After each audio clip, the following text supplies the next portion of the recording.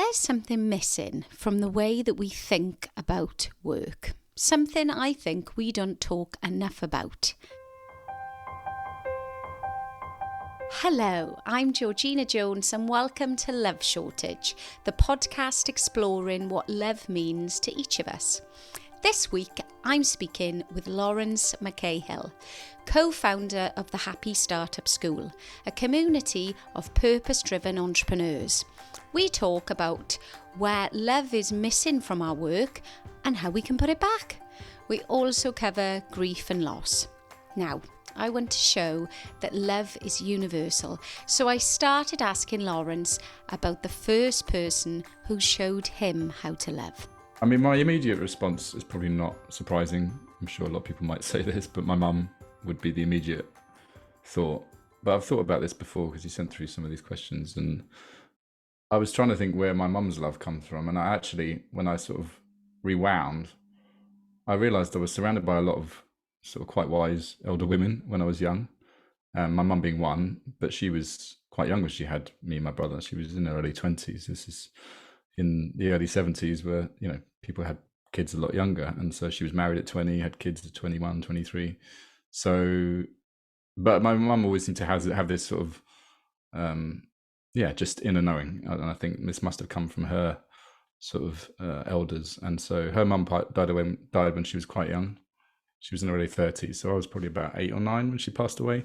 And so I remember being surrounded by that and how tragic that was. And then her dad died about 2 years later, which was also really hard. The fact that she lost both her parents quite young.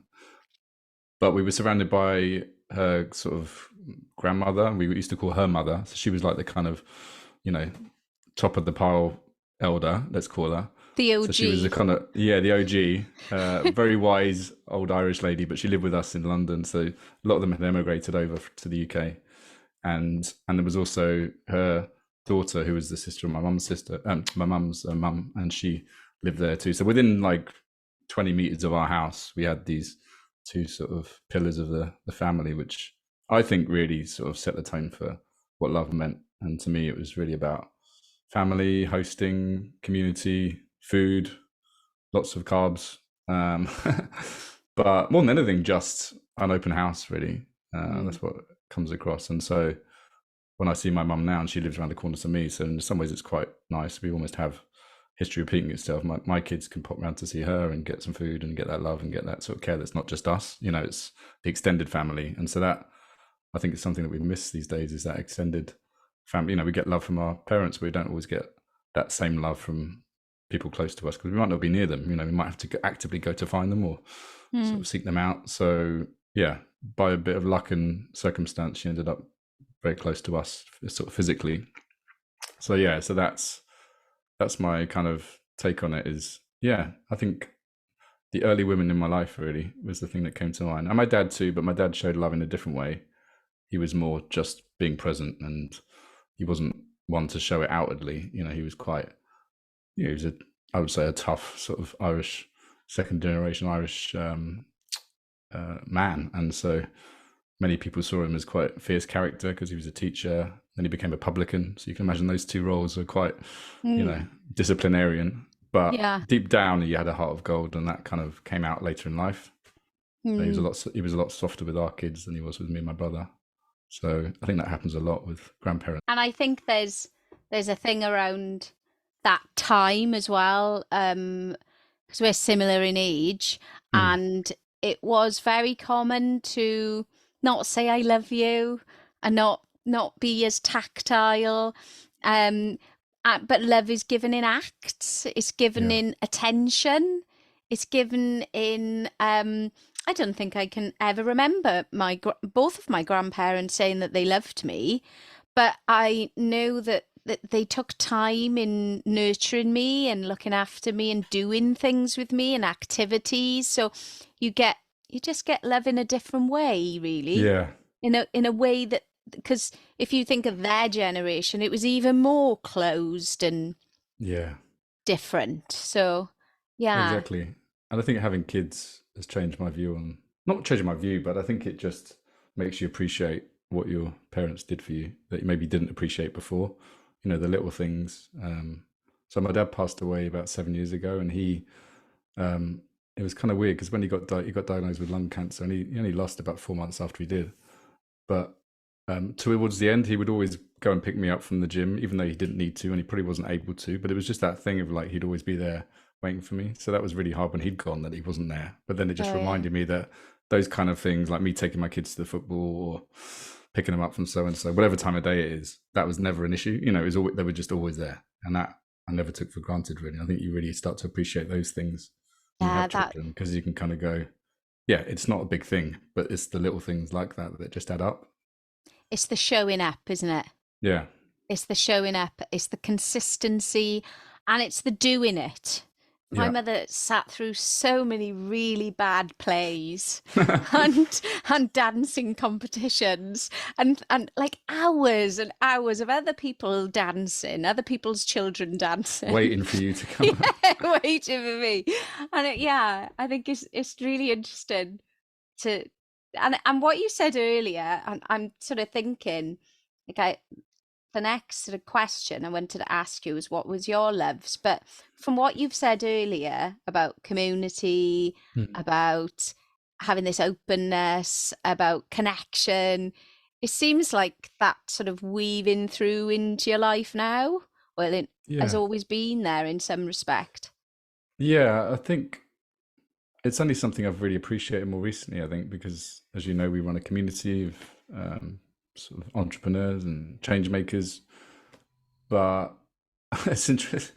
I remember so my parents used to run pubs. So my dad's probably stopped teaching in the late 70s. And then we ran our first pub in North London.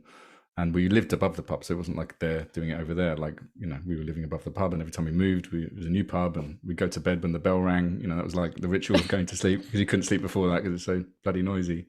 But yeah, the thing I realized, and this happened when I first started going out with my now wife, we got a place together, our first flat together in London, and I tried to recreate a pub in one of the rooms. Like we had a spare room, and next thing I'm putting beer mats out, I'm putting a dartboard up. She's like, "What are you doing? Like, this is not a pub. You know, that part's gone now. Let go." But I think I was trying to create that sort of feeling of community within the house. You know, bring people around, create that same vibe. That because I didn't know any different, right? Yeah. Even before they had pubs, it still felt like being in a pub in the houses I was in, because it was just people coming and going. You know, loads of characters, loads of bonhomie. So yeah, I kind of realized actually that need for community, and that sort of, I think, superpower in some ways too, that I'd learned from other people, of just hosting and food being part of it and welcoming people, was something that I wanted to recreate. And I didn't ever think that was going to be a path. I think it just happened, and then I kind of looked back and went, like Sanderson Jones, is our MC at summer camp, said after our first summer camp, and this is after a few drinks, basically you're creating a pub for business. And he was in some ways right. You know, that's kind of what, not that alcohol has to be part of it, but more just the feeling of being in a good pub, you know, being surrounded by good people. You might bump into some new people, you might see old friends, but you got that feeling of warmth, the feeling of hopefully safety if you're in the right pub, and just community, like you said at the end of it, where people look out for each other. And so in some ways, the work we do today is creating that on a different scale. Sometimes this is on Zoom, sometimes it's in a farm, sometimes it's on a mountain, but it's that same feeling of we are part of something, and we're all here to support each other. There's always that, I feel, from I've been very, very lucky to come to summer camp several times, and that safety piece is always there. I probably say summer camp is the safest place that I feel as a person to be myself. I'd say I'm the truest version of myself in summer camp. It's really odd, because I'm like, oh, I love this version of me, you know, because it's just, it's delicious, because you are surrounded, as you said, with like-minded people that believe in what you believe in, but not always, but there's a connection, and there's and there's lovely food, and there's dancing, and there's talks, and there's just so much about it. But and I do love pubs, so maybe that's why I love summer camp. Well, I think it's that feeling, and I think it's not like we tried to pin this down as values on a sort of, you know, clipboard anywhere, but I think one thing we tried to bring to it is just a lack of judgment. And that, I think, is something people tell us they get from it. They feel accepted, they feel welcome, they feel included, and there's no one's got a better idea or a better business or a better purpose or more money or whatever. People aren't sort of motivated by those things. Obviously everyone wants to do good things, but yeah, I think people like the fact that they don't have to be anything but themselves, and that's welcome. And like you said, all of the parts of you, not just that, showgirl part of you. You can bring a quiet part of you, and there's moments of quiet, there's moments of sort of movement, there's noise, there's listening, there's talking. So all of that part of me, it feels like a kind of a rainbow of colours of what it is to be a human. I want to go back to summer camp now. September. Yeah, me too. Bring it on. Although we've got a bit of planning to do before, so don't rush it too much. Yeah. But I'll be there with bells on. So the reason why I wanted to do this podcast, and I sort of see you as like a founder of this podcast, because you helped me find it, through our Vision 2020 course program. What do you call it? We call it a program. Program. And we sort of and I was going to do this business idea, and then I realized that the business idea was going to be really boring, and I didn't want to set up another boring business. Well, not another boring business, but a boring business. And then love shortage was something that came from lots of different things, came from grief, but it also came from hearing someone saying that there was a love shortage in the world, and what that meant for society. Where do you feel at the moment there is a love shortage in the world? It's interesting, this, isn't it? Because the stock answer would be everywhere, which I know is not helpful. But I also think, well, two things. One, where does it start? And also, what can I do? Like, what's my work to do within this love shortage? Because I definitely think there is a disconnect between what we need as humans and what we experience mostly, I think. And I come back to work. Like, we spend so much time at work, and our main focus is on people who run small businesses, solopreneurs mainly. But I think deep down, I think there's a real shortage of love at work, and we spend so much time at work. If you work 9 to 5, 40 hours a week, but I'm sure most people work more than that these days. And so we spend the bulk of our time at work, and there's a huge amount of people who still don't feel that love for the thing they do every day. And so whilst that might just be a portion of their life, from my experience and the people I've got to know over the last few years, that ripples out. And so it ripples out into our families, ripples out into our well-being, ripples out into wider society and how we treat other people, and the kind of things we do and don't do, and how we fix ourselves through things that aren't necessarily good for us or good for the planet. So for me, work and business, and I say business not in terms of the traditional sense, but just in terms of how we exchange value basically as a society, because everything we do is through businesses ultimately. We go to our local shop, we buy from Amazon, we go to the petrol station. We can't escape business as a force. And so if that force is a negative one for a lot of people and their experience of work is so negative, then for me there's a massive mismatch there. And I just find it sad. It breaks my heart, because I think it's, I'm out of that world now. I was only in the corporate world for about 10 months, 20 odd years ago. That's how long you lasted. I felt like I had my corporate rat race experience kind of condensed into like less than a year.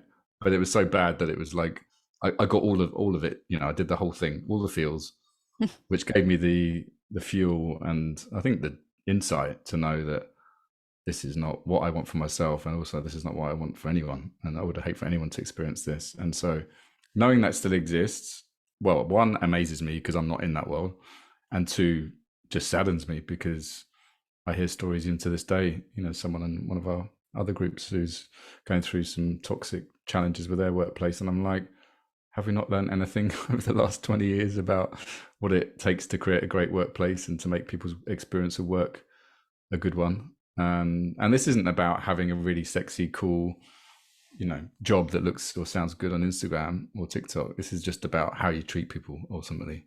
And I think a lot of the time people don't have a great experience of work, not necessarily because they don't believe in the work, they just aren't treated well by the people above them or the people around them. And so you can have quite an unethical company but an amazing team, and your experience of work can be great, or you can have a really strong purpose and have an awful boss, and you hate your job because it doesn't matter how great the purpose is. If the boss is an arsehole, then you're not going to enjoy your experience of it. And Mm. so I guess that's what I see as part of my mission, is to try and help people just see that work can be a place of love, and also then that isn't just an indulgent thing for them. It's like, hey, follow your passion, do your thing, go and take a picture on the beach of you on your laptop sipping a pina colada. But actually, if you get the days right, then everything else will work itself out. You won't be sort of pushing it on the weekends and burning the candle.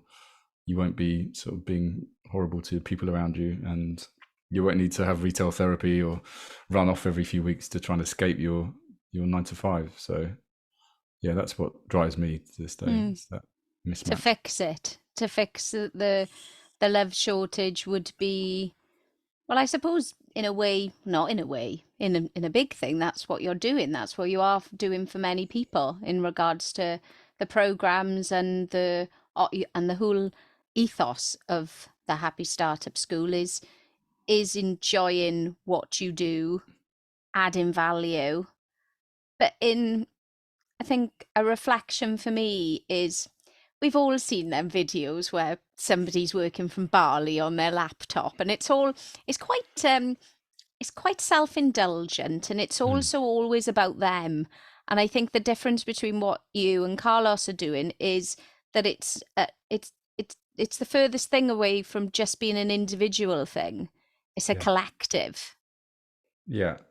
There's a great story in 4,000 Weeks, the book by Oliver Berkman. I don't know if you read that, where he talks about um, almost like the sadness of the digital nomad. And he tells a story about this guy who went on this sort of nomadic cruise. But yeah, he just talked about this, and I've seen this myself. I went on a co-working retreat a few years ago, and yeah, people just on their laptops till like midnight every day. And I was like, guys, you're in this amazing place in Turkey, and you should be connecting. Like, there's so much shared knowledge here. There's a missed opportunity, but everyone was just living their life thinking that they were sort of at peak happiness, but it just felt very hollow.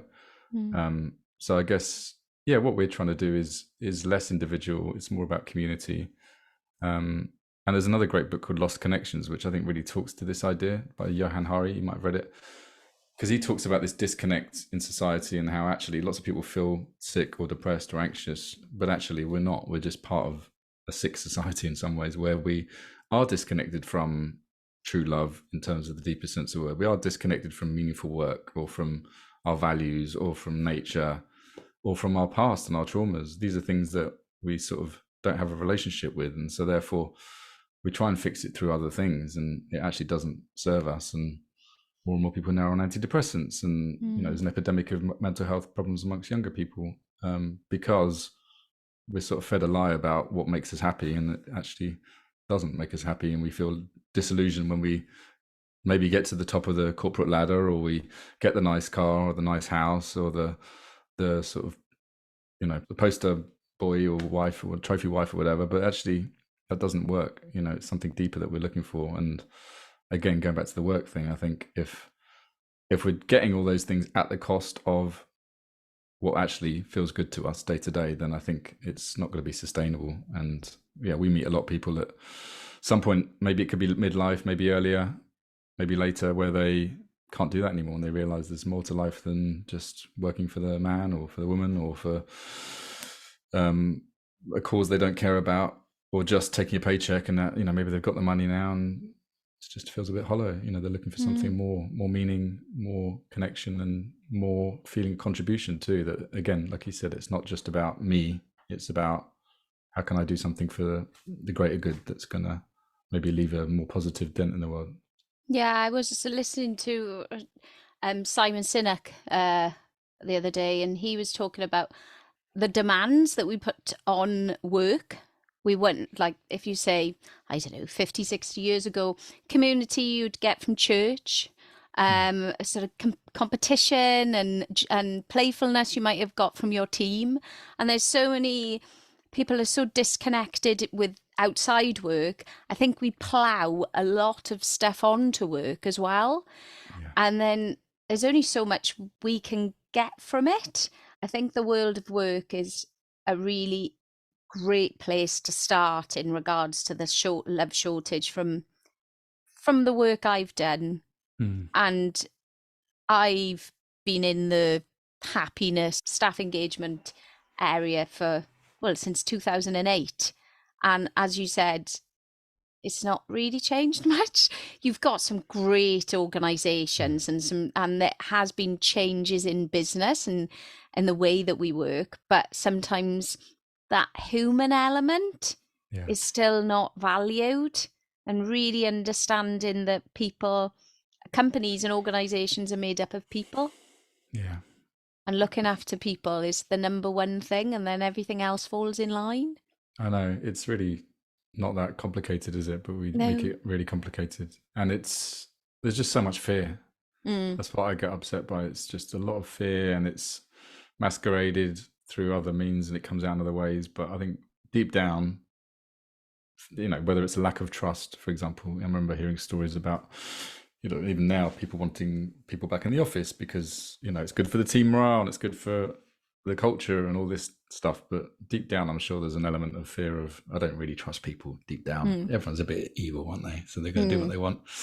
And yeah, hearing stories about people not being able to get more flexible working or having to clock in at a certain time. Who's that for? Is it for the boss? Is it for the company? It's always the way we've always done things around here. That kind of stuff is just, it's like everyone's being treated like children. And so we're not responding to people's needs, whether it's a single parent or a mum who needs to be at home or someone with a disability, whatever the reason, we need to trust people to let them sort of dictate how they work best, really. And I think that's why I am a terrible employee, and I would be, like a lot of people I work I'm with pretty in our bad community. too. I think you get to the point where you really value your freedom, you value your autonomy, and not that you want to tell other people what to do, but you know how to operate best. You know what makes you the best version of yourself. And so if you do those things, then you're going to get your best work rather than having to fit into a certain time frame or a certain physical place because someone's dictated that. Yeah, that for me is saddening. Yeah. Yeah, there's lots to do there. Good luck with that, with fixing that. I'm When, not, when, and that's the thing, isn't it? You said, are you hoping to fix the world of work? I don't think anyone can, but also I don't think I'm trying to fix anyone. We're just trying to, in some ways, allow people to believe that this is possible, to create something that you can actually love doing every day and it doesn't feel like work, and surround yourself with great people and ideally get paid to do it, and ideally get paid handsomely to do it. But more than anything, that feeling of alignment, this is the work I'm here to do. I'm surrounded by people I love, and actually they get value from what I'm doing without even me trying. It just feels effortless. That's just believing that and then committing to that and then seeing what happens is something I think we can teach people and guide people around, rather than trying to convince people who will never be convinced that there's another way of doing business or another way of thinking about work. Because I think the dinosaurs will always stay dinosaurs until the very last person on the planet has convinced them that there's another way of thinking. there is another way. I think it's hope, isn't it? It's about hope. It's hope, exactly. And I think it's about leadership for me, ultimately, because it comes from the top down always. I think, you can't change a culture just by having a cool new campaign or new values laminated on the wall. It's really coming from how you're treated and also how much permission people have to live those values, and that comes from the top, I think. So that's why we love working with individuals and leaders, because ultimately they can lead themselves or they can lead other people, and they then have give other people that same permission, like you said, to see work as something that can be a joy, not just a struggle. Yeah, for sure. And this is a joy, so this is good. And we're working. Yeah, So this this is is work. good. This is officially work. Exactly. This is Lash. Brill. So I think I talked about this earlier about love being a tool, and it's something that I use in my life. And I really truly believe that it's a force. Love is a force. So when in your life has love conquered all? Feels like it needs a kind of kind of loud crescendo music now. Yeah, I feel Uh, like when I do the editing on this, I'll go bum bum yeah, bum. exactly. In a world where Yeah, I'll do all um, of that. this is a big one, isn't it? When does love conquer all? I come down to times of grief, really, for me, and it's probably not a surprise. And I know you've been through your own journey recently. But yeah, the immediate thing that comes to mind is when my dad passed away. Um, and the interesting thing about that was he was such a strong character that it just felt so surprising. I mean, he was 77, but he didn't look a day over 70, and he was still working, so he was very active and mobile. So it was a shock that it happened so quickly. But more than anything, it was just, and I've had this a lot of times when there's been people around me who've passed away or been through moments of grief. We lost, me and Carlos, who's my business partner, we lost one of our very good friends about 15 years ago. One of our close school friends, he passed away, and we were there when he passed away and went through that whole last few moments. I've always felt very kind of present when things like that have happened. And it sounds strange, but just to sort of feel like time has just stood still and you're just having some really meaningful conversations with the right people, whoever they are, whether it's family or friends or medical professionals. But this feeling of like all that matters is this moment, and so being through moments like my dad passing away or us losing Kanye, like just feeling like love has stepped in and kind of created a different mood. So whether it's there needs to be tears, or often there's a lot of stories being shared and a lot of laughter, and that's what I think some people find strange about grief if they've not experienced it themselves. Is like, how can you be laughing when you've had something really bad happen? And so yeah, like when my dad passed away, people you hadn't seen for a long time coming to the house. Again, the open house, ran at my mum's, the door being open, people coming and going, lots of expecting sandwiches because that's what my mum used to do. And obviously, when she's grieving the loss of a partner for 50 years, you're like, okay, can you just give her like a day off? Yeah, she's not going to do a I spread. know. So they come and sit there waiting, like, what's, and it's like, okay, come on, give her a bit of a break. So that was tough, like witnessing her grief, particularly because, yeah, just not imagining what it's like to be with someone for 50 years and, childhood sweethearts. Although he was 10 years older, so that was a bit strange. And he used to teach her, and that's even stranger. But apparently it's all above board. Nothing happened while they were at school, so I'm told. But yeah, so that was the interesting thing of just this feeling of love, of having cared so much for someone, and then just that pain is then sort of the flip side of that is, well, you wouldn't have felt that pain unless you love someone that much. But the other thing is we had an event coming up, like literally 3 weeks after he passed away. It was our altitude retreat. And so the easiest thing would have been not to do it because, I was planning for the funeral and the funeral ended up being a week before the retreat. And then I thought, I really want to do it.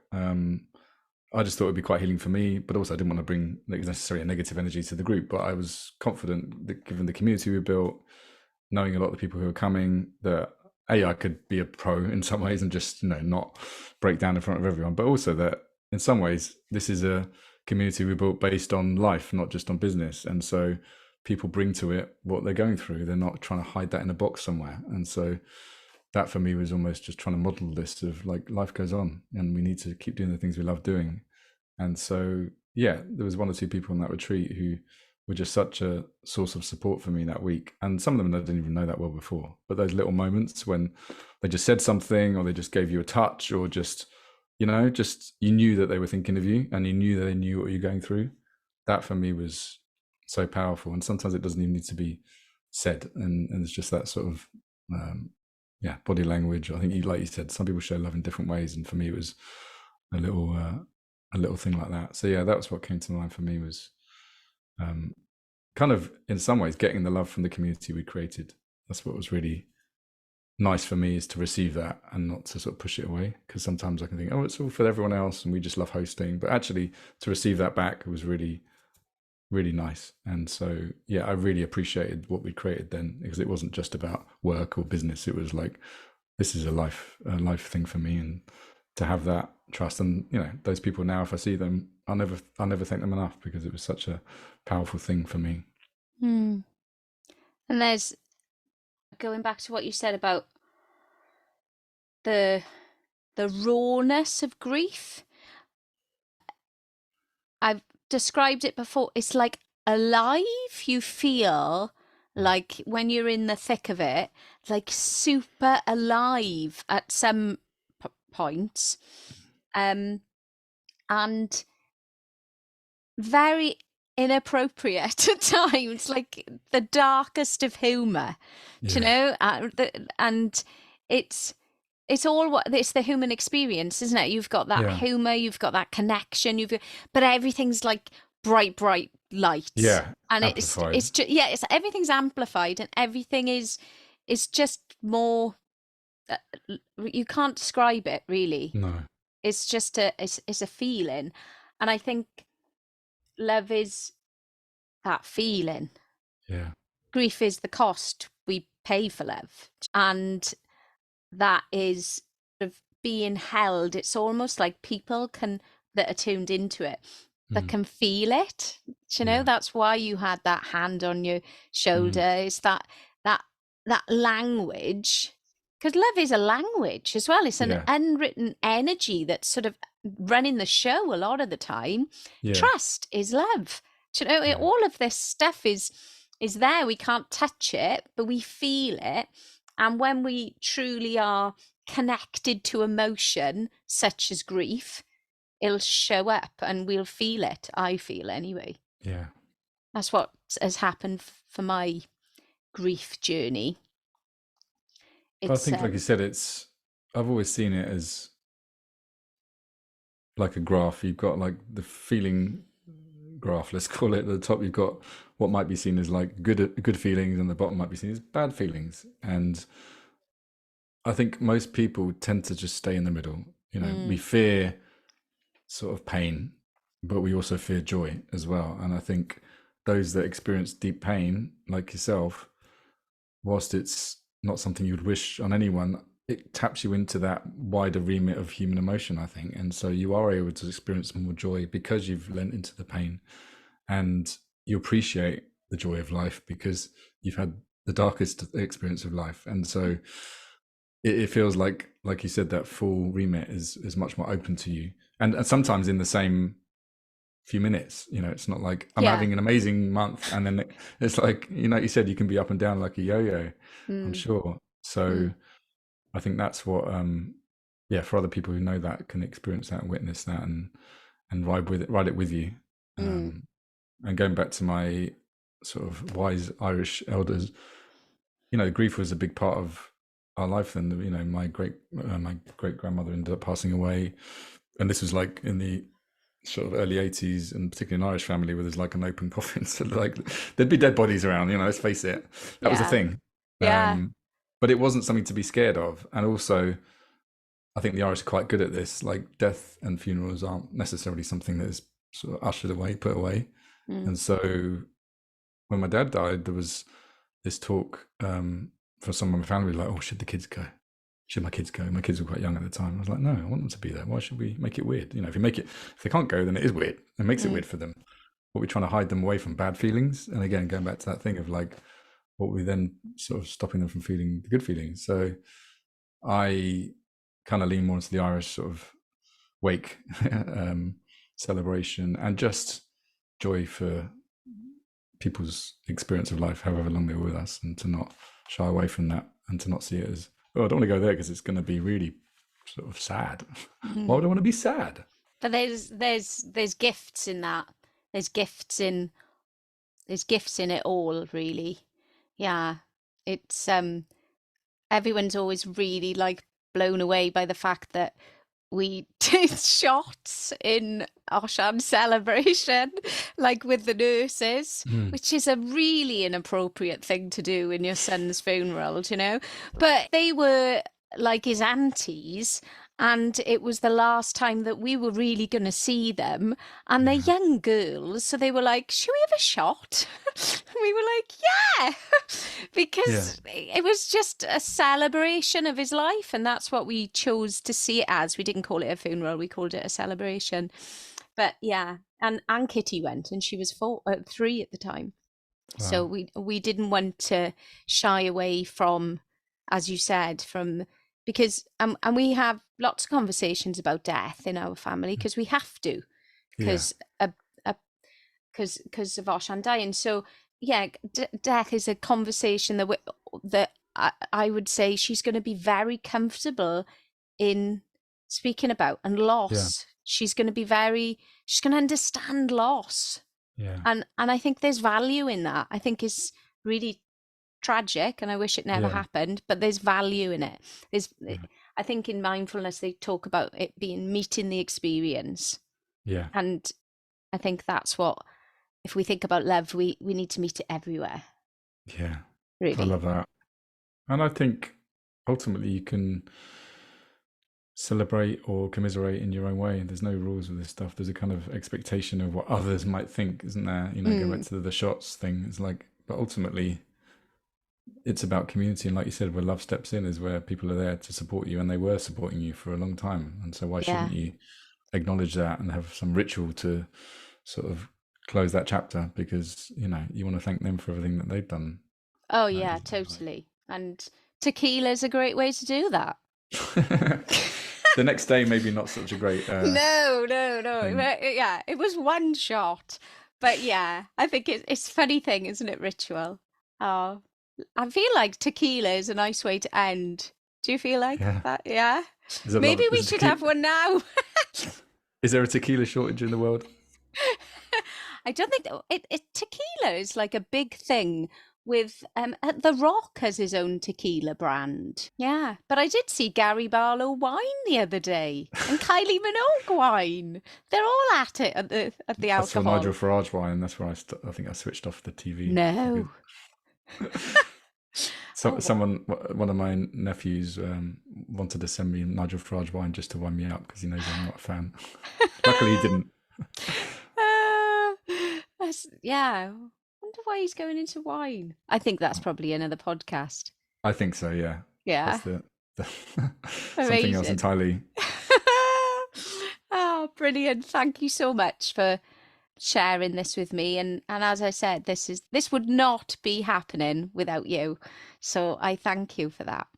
Well, not at all. Can't wait to see where this goes. And hopefully got much more famous guests than me next time. Well, you never know. I'm holding Elizabeth out Gilbert. for Elizabeth Gilbert. Yeah. She doesn't call. She doesn't write. No. Do you ever get that thing where you say something and then it appears on Instagram like a minute later? You know, it's just like, they're listening. So maybe if you keep saying Elizabeth Gilbert enough, the universe will listen and it will just come back to you. Present her to me. Yeah, exactly. I feel like I need a bit more practice before I get Elizabeth Gilbert in front of me. Because, I need to be a pro. I'm probably about, I don't know, a couple of hundred in. But then she's used to pros. Maybe she liked your authenticity and your kind of innocence around podcasting. Yeah. When you've got a fancy mic and fancy headphones, what more would you need? I have. I've got, and a plant. Yeah. Yeah, exactly. Thank you. Next time, tequila. Awesome. All right, I'm off to get a tequila. Oh, brilliant. So I didn't have that tequila. Not sure about Laurence. I haven't asked him, but I didn't have that tequila. I did love that conversation, and thank you so much for listening. If you'd like to share any feedback from the episode, you can find me on Instagram under Inspired George, or you can send me an email, georgina@georginajones.com. Until then, share the love.